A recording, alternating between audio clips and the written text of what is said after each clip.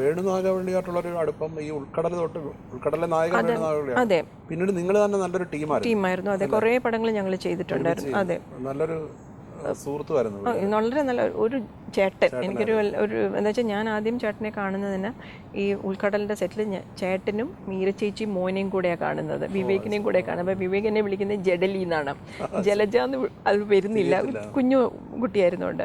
അപ്പോൾ അങ്ങനെ അപ്പം മുതലുള്ള ആ പരിചയം, സ്നേഹവും അത് പിന്നെ ഈ പറഞ്ഞ പോലെ കുറേ പടങ്ങളിൽ അഭിനയിക്കാനുള്ള അവസരം കിട്ടിയ നല്ലൊരു അവസാനം വളരെ നേരത്തെ വളരെ നമ്മളൊരു പ്രതീക്ഷിക്കാത്ത ഒരു ഇതായിപ്പോയി. ഷീല, ജയഭാരതി, ശാരദ ഇവരുടെയൊക്കെ പെരുമാറ്റം എങ്ങനെയായിരുന്നു? ഞാൻ ഷീലാമ്മയുടെ കൂടെ വർക്ക് ചെയ്തിട്ടുണ്ട്. ഉണ്ട്. അതെ, എലിപ്പയത്തത്തിലുണ്ട്. അപ്പം ഇല്ല, എനിക്ക് വന്ന ഈ സീനിയർ ആർട്ടിസ്റ്റ് ആണെന്നുണ്ടെങ്കിലും എല്ലാവരും വളരെ സപ്പോർട്ടീവും വളരെ ഫ്രണ്ട്ലിയും സപ്പോർട്ടീവും എൻകറേജിങ്ങും. അല്ലാതെ നമുക്കൊരു എനിക്ക് ഇത്രയും എൻ്റെ ഞാൻ അഭിനയിച്ച അത്രയും കാലഘട്ടത്തിൽ എനിക്കൊരു മോശമായ ഉള്ളൊരു അനുഭവം ആരിൽ നിന്നും എനിക്കുണ്ടായിട്ടില്ല. ഒരു ഫാമിലി നമ്മൾക്കൊരു ചെന്ന് ആദ്യം നമ്മൾ ചെല്ലുമ്പോഴത്തേക്കും ഒരു ഇച്ചിരി ഇതാണ് എന്നുവെച്ചാൽ നമുക്ക് എങ്ങനെയുള്ളവരാണ് എന്താണെന്ന് അറിയില്ല. പക്ഷെ വൺസ് വർക്ക് സ്റ്റാർട്ട് ചെയ്ത് കഴിഞ്ഞ് കഴിഞ്ഞാൽ എല്ലാവരും നല്ല തമാശയും ഉണ്ടായിരുന്നു. അതെ, ആകെ ഒരു സിനിമയിലെ നസീറുമായിട്ടുണ്ടായിരുന്നു. അതോ വേറെ ഉണ്ട്, നസീർ സാറിൻ്റെ കൂടെ കുറേ ഉണ്ടായിരുന്നു. ജോഷി സാറിൻ്റെ കുറേ പടത്തിൽ മകളൊക്കെ ആയിട്ട് ഞാൻ കുറേ പടത്തിൽ അഭിനയിച്ചിട്ടുണ്ട്. അയ്യോ, വളരെ വളരെ നല്ല പെരുമാറ്റമാണ്. അത് മോളെ അങ്ങനെയൊക്കെയുള്ള എന്താ വെച്ചാൽ നമ്മൾക്ക് നസീർ സാർ എന്ന് പറയുമ്പോൾ ഈ പറഞ്ഞ പോലെ നമ്മൾ സിനിമ കാണുന്ന കാലത്ത് നസീർ സാറിനെ ഇങ്ങനെ വലിയ സ്ക്രീനിൽ കണ്ട ആളാണ് ഞാൻ. അപ്പോൾ അദ്ദേഹത്തിൻ്റെ കൂടെ അഭിനയിക്കുക, അദ്ദേഹത്തിൻ്റെ മകളായിട്ട് അഭിനയിക്കുക എന്നൊക്കെ പറയുമ്പോഴത്തേക്കും നമുക്ക് തന്നെ ഇങ്ങനെ പിച്ച് നോക്കണം, നമ്മൾ ഇത് സത്യമാണോ അതോ സ്വപ്നത്തിൽ ലോകത്താണോ എന്നുള്ള ഇതിലായിരുന്നു. അതൊരു വളരെ നിർണായകമായ ഒരു കഥാപാത്രമായിരുന്നു. അതെ, തീർച്ചയായിട്ടും. അടൂർ സാറിനോടൊപ്പം വർക്ക് ചെയ്ത് എങ്ങനെ ഉണ്ടായിരുന്നു? ഒരു വലിയൊരു എക്സ്പീരിയൻസ് ആണ്. സാറെന്ന് പറയുന്നത് തന്നെ ഞാൻ എല്ലാ ഇൻ്റർവ്യൂസും ആണെങ്കിലും ഞാനിത് പറയുന്ന ഒരു കാര്യമാണ്. എന്താ വെച്ചാൽ നമ്മൾ അടൂർ സാറിൻ്റെ ഒപ്പം സാറിൻ്റെ പടത്തിൽ അഭിനയിക്കുന്നു എന്ന് പറഞ്ഞിട്ട് എന്നെ വിളിപ്പിച്ച് ഇങ്ങനെ ഈ ഒരു ക്യാരക്ടറാണ്. ആദ്യമേ പുള്ളി പറഞ്ഞു, ജലജിക്ക് ഇതിൽ ഗ്ലിസറിൻ തരില്ല, കരയുന്നില്ല. അപ്പം ഞാൻ പറഞ്ഞു ആവോ ആശ്വാസം. എന്താ വെച്ചാൽ ബാക്കിയെല്ലാം എനിക്ക് ഗ്ലിസറിൻ തരുന്ന ദുഃഖപുത്രി എന്നുള്ള ശാരദയ്ക്ക് ശേഷം കരച്ചിൽ എന്നെ കൊണ്ട് കരയിപ്പിക്കുന്ന ആൾക്കാരായിരുന്നു. അപ്പം ഇത് ഒരു എന്നുവെച്ചാൽ അപ്പോൾ ഒരു ഡിഫറെൻറ്റ് ക്യാരക്ടറാണ്. അപ്പോൾ ഇത്രയും നമ്മൾ ചെയ്തതിൽ നിന്ന് വ്യത്യസ്തമായ ക്യാരക്ടർ. പിന്നെ വേറൊരു കാര്യം പുള്ളി പറഞ്ഞു വെച്ചാൽ ഞാൻ എൻ്റെ പടങ്ങളിൽ മിക്ക പടങ്ങളും ഞാൻ ഡബ് ചെയ്തിട്ടുണ്ട്. പക്ഷേ ചില പടങ്ങൾ ഇപ്പോൾ ഷൂട്ടിംഗ് ഇവിടെ കേരളത്തിൽ നടക്കുകയാണെങ്കിൽ ചെന്നൈയിലായിരിക്കും ഡബ്ബിങ്. അപ്പോൾ ആ ഡബ്ബിങ്ങിൻ്റെ സമയത്ത് ചിലപ്പം ക്ലാഷ് ഉണ്ടെങ്കിൽ അവർ നമുക്ക് വേണ്ടി വെയിറ്റ് ചെയ്യാൻ പറ്റില്ല, ചെയ്തിട്ടില്ല. അപ്പോൾ ഇതിൽ സാർ പറഞ്ഞ് ജലജ തന്നെയാണ് ഡബ് ചെയ്യുന്നതെന്ന്. അപ്പോൾ എനിക്കൊരു ഒന്നുകൂടെ ഒരു കോൺഫിഡൻസ് കിട്ടി. കാരണം എന്താ വെച്ചാൽ ഇതിനു മുമ്പേ ഞാൻ ചെയ്ത ഒരു പടത്തിൽ അതിലും ഈ ഒരു മെയിൻ റോളാണ് ചെയ്തത്. അപ്പോൾ അതിൽ ഡയറക്ടർ എൻ്റെ അടുത്ത് പറഞ്ഞു ജലജയുടെ മലയാളത്തിനൊരു ഇംഗ്ലീഷ് ചൊവ ഉണ്ടെന്ന്. ഞാൻ പറഞ്ഞു ഇപ്പോൾ ഡയറക്ടർ അത് പറയണേ എനിക്ക് എന്തെങ്കിലും പറയാൻ പറ്റുമോ? അപ്പം പുള്ളി അത് പറഞ്ഞിട്ട് ഞാനല്ല ആ പടത്തിൽ ഡബ് ചെയ്ത്, എന്നെക്കൊണ്ട് ഡബ് ചെയ്യിച്ചില്ല. പക്ഷെ അത് കഴിഞ്ഞിട്ട് അടൂർ സാർ എന്നെക്കൊണ്ട് ഡബ് ചെയ്യിച്ചു എന്ന് പറയുമ്പോഴത്തേക്കും പിന്നെ എനിക്ക് വലിയൊരു അംഗീകാരമല്ലേ. എന്താ വെച്ചാൽ സാറിൻ്റെ പടത്തിലൊന്ന് സാർ അങ്ങനെ നമ്മൾ പുള്ളി എല്ലാം പെർഫെക്ഷൻ, വളരെ മൈന്യൂട്ടായിട്ടുള്ള കാര്യങ്ങൾ പോലും പെർഫെക്ഷൻ അങ്ങേയറ്റം നോക്കുന്ന ആളാണ്. നമ്മൾക്ക് ഷൂട്ടിംഗ് സമയത്ത് തന്നെ നമ്മുടെ ഡയലോഗ്സ്, ആ സ്ലാങ്, അപ്പം നമ്മൾ പറയേണ്ട രീതി എല്ലാം പുള്ളി പറഞ്ഞത്. നമ്മൾ പോയി നിൽക്കുക, എന്താ പറയേണ്ടത്, എങ്ങോട്ട് നോക്കുക, എന്താ ചെയ്യേണ്ടത് ഒന്നും നമ്മൾ അറിയണ്ട. പക്ഷേ എല്ലാം നമ്മൾക്ക് പറഞ്ഞ്, അതായത് പുള്ളിയുടെ മനസ്സിലുള്ള ആ വിഷ്വലൈസേഷൻ ഫുള്ളി നമ്മൾക്ക് പറഞ്ഞ് എല്ലാ ഡീറ്റെയിൽസും, ഇപ്പോൾ തിരിയണോ, നിൽക്കണോ, നോക്കണോ, പിന്നെ ഈ ഡയലോഗ്സ്, അതാണ് ഒരു ഏറ്റവും വലിയ ഇതെന്ന് വെച്ചാൽ അതിൽ വള്ളി പുള്ളി പോലും. അപ്പം ചിലരാണെങ്കിൽ അഭിനയിക്കുന്ന സമയത്ത് വലിയ കുഴപ്പമില്ല, പക്ഷെ ഡബ്ബിങ് സമയത്ത് നമുക്കത് അഡ്ജസ്റ്റ് ചെയ്യാമെന്ന് പറയും. പക്ഷെ ഇവിടെ അങ്ങനെയില്ല, അപ്പം തന്നെ നമ്മൾ അഭിനയിക്കുന്ന സമയത്ത് തന്നെ എല്ലാം ചെയ്യിക്കും. അപ്പം നമ്മൾ പിന്നെ ഡബ് ചെയ്യാൻ നേരത്തും നമുക്ക് പ്രശ്നം വരില്ല. മറ്റേ ചില സമയത്ത് നമ്മൾ പടങ്ങളിൽ നമ്മൾ ഡയലോഗ്സ് എന്തെങ്കിലും ഒരു ഇച്ചിരി ഒരു വേർഡ് നമ്മൾ തെറ്റിക്കുകയാണെങ്കിൽ അവർ എഴുതിയതായിരിക്കില്ല ചിലപ്പോൾ നമ്മൾ പറഞ്ഞത് എന്നുള്ളത് പറഞ്ഞു എന്ന് വെച്ചാലും വേർഡ് തെറ്റിയില്ലേ. പക്ഷെ ഡബ്ബിങ് സമയത്ത് നമ്മളിത് നോക്കുമ്പോഴത്തേക്ക് നോക്കി സിങ്ക്രണൈസ് ചെയ്ത് വരണമല്ലോ, അന്നേരം നമ്മൾ കിടന്ന് കഷ്ടപ്പെടും. അങ്ങനെയുള്ള ആ ഒരു പ്രശ്നവും ഇതിൽ വരില്ല. എലിപ്പത്തായത്തിന് ബ്രിട്ടീഷ് ഫിലിം അക്കാദമി അവാർഡ് കിട്ടി. ഇന്ത്യൻ ആക്ട്രസ് എന്നുള്ളൊരു ഇമേജിലേക്ക് ജലജ ആ പടത്തിലൂടെ ഉയർന്നു എന്നാണ് തോന്നുന്നത്. ശരിക്കും പല അടൂരിൻ്റെ അരവിന്ദൻ്റെ ആണെങ്കിലും ചിത്രങ്ങൾ ഇന്റർനാഷണൽ ഫിലിം ഫെസ്റ്റിവലിൽ പലതും പോകുന്നതാണ്. അത് ഈ പറഞ്ഞ പോലെ അവരുടെ പടങ്ങളിൽ നിന്നുള്ള ഇതിലാണ്. ഇപ്പം എന്നെ അല്ലല്ലോ അതിൽ അടൂർ സാറിൻ്റെ പടമല്ല, അരവിന്ദൻ സാറിൻ്റെ പടമാണെങ്കിൽ അവരുടെ പടങ്ങൾ വന്ന് ഇൻ്റർനാഷണൽ ലെവലിലേക്ക് കൊണ്ടുപോയിരിക്കുന്നത് വെച്ചാൽ ഇന്ത്യൻ ഫിലിംസിൽ വന്ന് സത്യജിത് റേ കഴിഞ്ഞിട്ട് എനിക്ക് തോന്നുന്നു നമ്മളുടെ ബംഗാളി ഫിലിംസിൽ കഴിഞ്ഞിട്ട് നമ്മളുടെ ഫിലിംസാണ് ഏറ്റവും കൂടുതൽ ഇൻ്റർനാഷണൽ ലെവലിലേക്ക് വന്നിരിക്കുന്നത്. അപ്പം അതിലും ഒരു ഭാഗ്യം കിട്ടി. എന്താ വെച്ചാൽ അടൂർ സാറിൻ്റെ പടം, അരവിന്ദൻ സാറിൻ്റെ പടമൊക്കെ അഭിനയിച്ചുകൊണ്ട് എയിമിയൻസ് എന്ന് പറഞ്ഞ ഫ്രാൻസിലെ ഒരു ഫിലിം ഫെസ്റ്റിവലിന് എന്നെ ക്ഷണിക്കുകയുണ്ടായി. അപ്പോൾ ഇവരുടെ ഫിലിംസും ഞാൻ അഭിനയിച്ച ഫിലിംസും ഉണ്ടായിരുന്നു. അപ്പം രണ്ടുപേരും ഞാൻ പോയിരുന്നു. അപ്പം അത് വലിയൊരു ഓണറാണ്. അതെന്താ വെച്ചാൽ അപ്പം എന്ന് പറഞ്ഞാൽ ശരിക്കും പറഞ്ഞാൽ നമ്മൾക്ക് ഇപ്പോഴത്തെ പോലെ നമ്മൾക്ക് ഫിലിംസിനെ പറ്റി വലിയ ജ്ഞാനം അത്ര പോരാ. നമ്മൾ ഫിലിംസ് അഭിനയിക്കുന്നു, നമ്മളുടെ ഒരു ഇത് ചെയ്യുന്നു. പക്ഷേ ഇങ്ങനെയുള്ള ഡയറക്ടേഴ്സ് എന്ന് പറയുമ്പോൾ അപ്പം നമുക്ക് of course they are great directors ആ സമയത്ത് തന്നെ. പക്ഷേ ആ പടങ്ങൾ അവരുടെ ഈ ഒരു ഇൻ്റർനാഷണൽ ഫിലിം ഫെസ്റ്റിവലിൽ പോകണമെന്ന് പറയുമ്പോൾ അവിടെ ചെന്നപ്പോഴാണ് നമുക്ക് മനസ്സിലാവുന്നത് കൂടുതലും അവർക്ക് കൊടുക്കുന്ന ആ പ്രാധാന്യം. പിന്നെ അവരുടെ ഇൻ്റർവ്യൂസിൽ അവരെ വിളിക്കുന്നതും സംസാരിക്കുന്നതും നമ്മുടെ ഫിലിംസ് പ്രൊജക്റ്റ് ചെയ്യുമ്പോഴത്തേക്കും ആ ഉള്ള ഓഡിയൻസിൻ്റെ റിയാക്ഷൻ ഇതെല്ലാം ലൈക്ക് ഒരു പുതിയ അനുഭവം തന്നെയായിരുന്നു. ജലജയ്ക്ക് ഏറ്റവും ഇഷ്ടപ്പെട്ട നടി ആരായിരുന്നു? ഇപ്പം ഇന്ത്യൻ മൊത്തം നോക്കി പറഞ്ഞാൽ കേരളത്തിൽ പറയാൻ ബുദ്ധിമുട്ടാണ്. സ്മിതാ പാട്ടീലും ഷബാന ആസ്മിയും. അതെ, തീർച്ചയായിട്ടും അവരൊക്കെ സ്മിതാ പാട്ടീലിനോട് സ്മിതാ പാട്ടീലാണെങ്കിലും ഞാൻ രണ്ടുപേരെയും ഞാൻ ഈ സൂര്യ ഫിലിം ഫെസ്റ്റിവൽ ഇവിടെ നടക്കുമ്പോഴത്തേക്കും അവർ വരാറുണ്ട്. അപ്പോൾ അങ്ങനെ രണ്ടുപേരെയും ഞാൻ മീറ്റ് ചെയ്തിട്ടുണ്ട്. അവർ രണ്ടുപേര്, പിന്നെ ഓം പുരി, നസറുദ്ദീൻ ഷാ. അപ്പോൾ അവരൊക്കെ മീറ്റ് ചെയ്യാനുള്ള ഭാഗ്യം അങ്ങനെ ഉണ്ടായിട്ടുണ്ട്. സോ ലൈക്ക് നമ്മളുടെ മലയാളം ഫിലിംസിൽ ആക്ടേഴ്സും ആക്ട്രസസും മോശം ഞാൻ സമ്മതിക്കില്ല. തീർച്ചയായിട്ടും അത് ഒരു തർക്കവും ഇല്ല. അപ്പം ഇല്ല, നമുക്ക് അങ്ങനെ ഇപ്പം പറയാനായിട്ടെന്ന് പറയുമ്പം ഇത് ചില റോൾസിന് ചിലർ സൂട്ടബിൾ ആയിരിക്കും, ചിലതിന് ഇവരായിരിക്കും. ഇപ്പം നമ്മൾ ശാരദാമ്മ ചെയ്ത റോൾസ് അത് ശാരദാമ്മ തന്നെ ചെയ്യണം. ഇപ്പം ഷീലാമ്മയുടെ റോൾസ് എന്ന് പറഞ്ഞാൽ ഇപ്പം വടക്കൻ കഥകളൊക്കെ ഉണ്ടല്ലോ, അതിലൊക്കെ അവർ രണ്ടുപേരും അങ്ങനെയുള്ള ക്യാരക്ടേഴ്സ് ആണ്.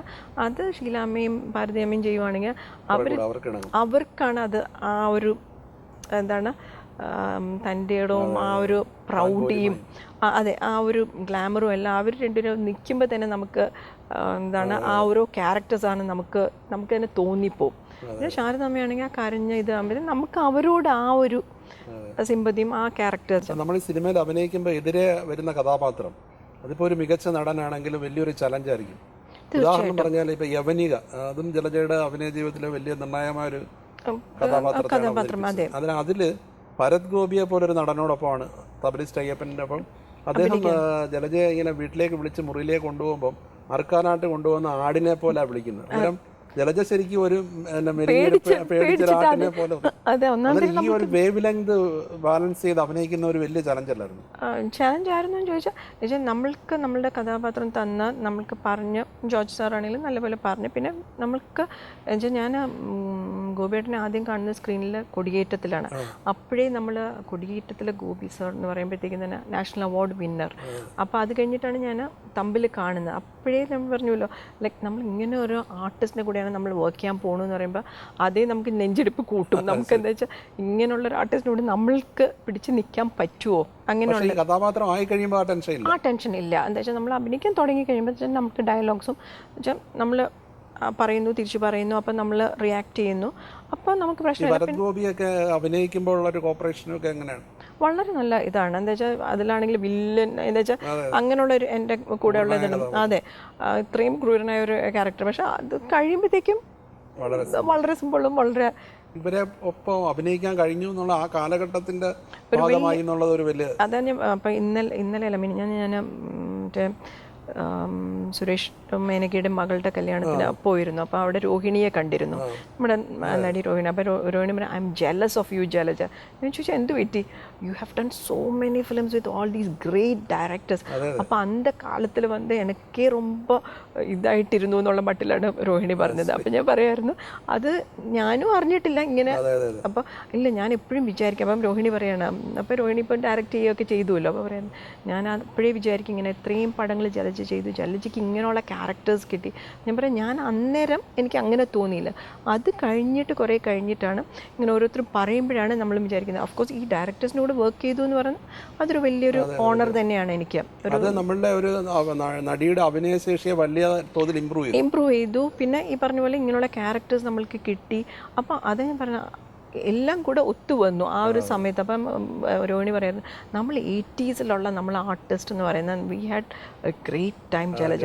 അപ്പം ഞാൻ പറയാം ശരിയാണ്, ഇറ്റ്സ് ഒരു ഗോൾഡൻ എറ പോലെ ആയിരുന്നു അത്.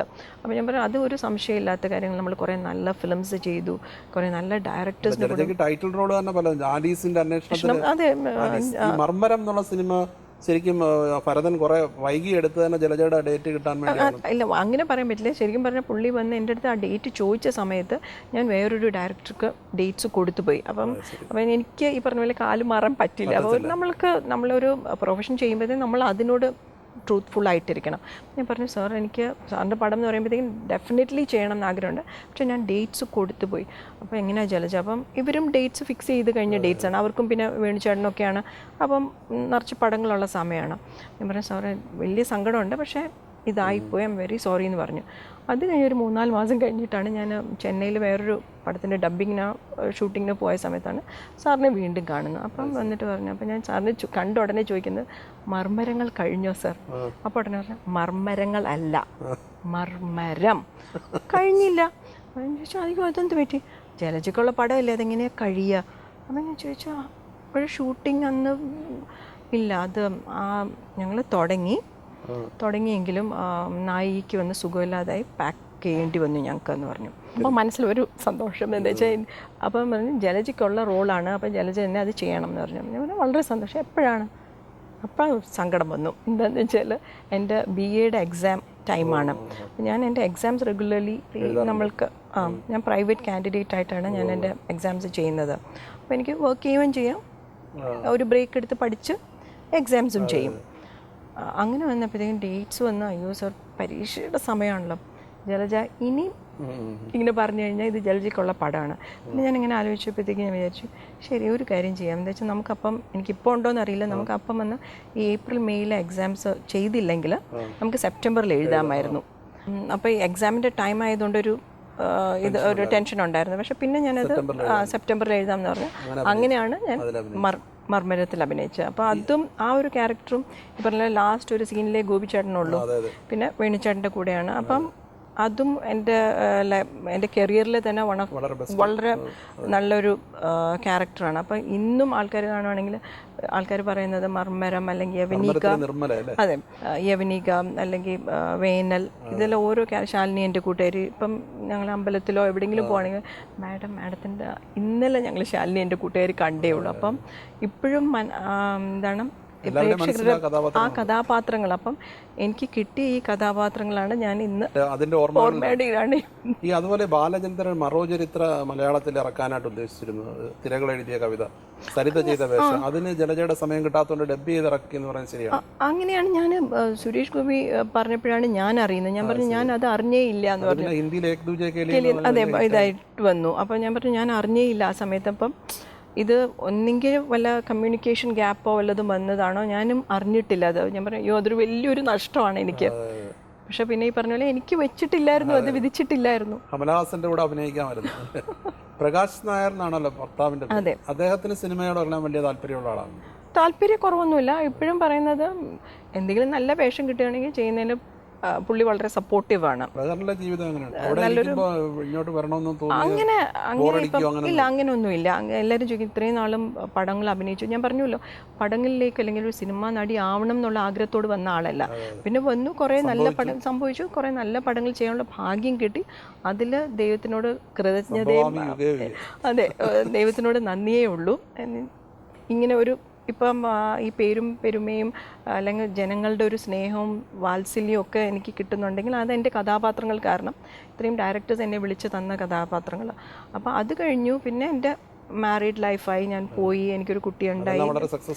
അതെ, അപ്പം മോളുടെ കാര്യങ്ങളും നോക്കി, ഭർത്താവിൻ്റെ കാര്യങ്ങളും നോക്കി ഞാൻ ബഹ്റൈനിൽ തന്നെയായിരുന്നു. പക്ഷെ ഇപ്പം കാണാറുണ്ട് സിനിമകൾ എന്ന് പറഞ്ഞാൽ ഇപ്പോൾ ഒരു പുതിയ ട്രെൻഡാണ്. അല്ല, നല്ല പടങ്ങളുണ്ട്, അത് ഇപ്പം എന്താ വെച്ചാൽ ആൾക്കാർ ജനറേഷൻ സിനിമയെ ന്യൂ ജനറേഷൻ എന്ന് പറഞ്ഞാൽ ഇപ്പോഴത്തെ ജനറേഷൻ ഇതാണല്ലോ ഇപ്പം നടക്കുന്നതെന്ന് പറയാനായിട്ട്. അപ്പം അതിൽ കുറേ ഓക്കെയാണ്, പിന്നെ ചിലത് വന്ന് ഇച്ചിരി കല്ലുകടി പോലെയും തോന്നാറുണ്ട്. പിന്നെ ഇവരുടെയൊക്കെ ഒപ്പമാണല്ലോ വീണ്ടും അഭിനയിക്കുന്നത് എന്ന ഉത്കണ്ഠ. അങ്ങനെയല്ല, അങ്ങനെയുള്ള ഉത്കണ്ഠ എന്നല്ല, എന്താ വെച്ചാൽ ഇപ്പം ഇങ്ങനെ ആരോ പറഞ്ഞ തന്നെ ഞാൻ അറിഞ്ഞത് ഇപ്പോഴത്തെ ജനറേഷൻ അച്ഛനും അമ്മയും ഒന്നും വേണ്ടാത്ത പടങ്ങളാണ്, കുറവാണെന്നാണ്. അപ്പോൾ ഇപ്പം എന്തെങ്കിലും ഒരു റോൾ കിട്ടുകയാണെങ്കിൽ അത് നല്ലൊരു കാമ്പുള്ള ക്യാരക്ടർ ഈ പറഞ്ഞ പോലെ അങ്ങനെയാണെങ്കിൽ കുഴപ്പമില്ല. അല്ലാതെ വരണം എന്നുള്ള അത്യാഗ്രഹമില്ല, ഉണ്ടെങ്കിൽ ചെയ്യാം. നല്ല കാമ്പുള്ള ഒരു കഥാപാത്രം കിട്ടി മലയാളികൾക്ക് വീണ്ടും പ്രിയങ്കരിയായ ജലജ തിരിച്ചു വരാൻ അവസരം ഉണ്ടാകട്ടെ എന്ന് ആശംസിക്കുന്നു. Thank you very much.